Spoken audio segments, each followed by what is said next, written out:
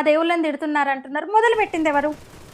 ఒక్కసారి మీరు ఆలోచించుకోండి. మొదలు పెట్టింది ఎవరు? దేవుళ్ళని తిట్టడం మొదలు పెట్టింది ఎవరు? మా హిందువులకు మా భగవద్గీతలు చదవడమే చేత కాదు.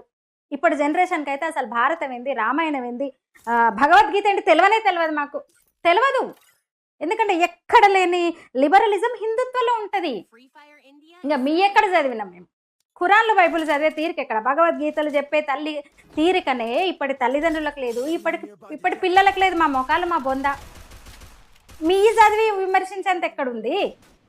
సామాన్య హిందువులు ఎవరో మేము కట్టర్లమని చెప్పుకుని ఆవేశం వల్ల ఎక్కడైనా ఉంటారు. జీసస్ను ఇస్లాంలో తిడుతున్నారంటే ఆ పరిస్థితిని తీసుకొచ్చింది ఎవరు? దానికి తోడు ఈ కమ్యూనిస్టులు, ఈ సెక్యులర్ పార్టీలు పైసాకు అమ్ముడు పోయే కొందరు తగలబడ్డారు. ఇంకా ఇప్పుడు మిషనరీల నుంచి కూడా వస్తున్నట్టున్నాయి వాళ్ళకి.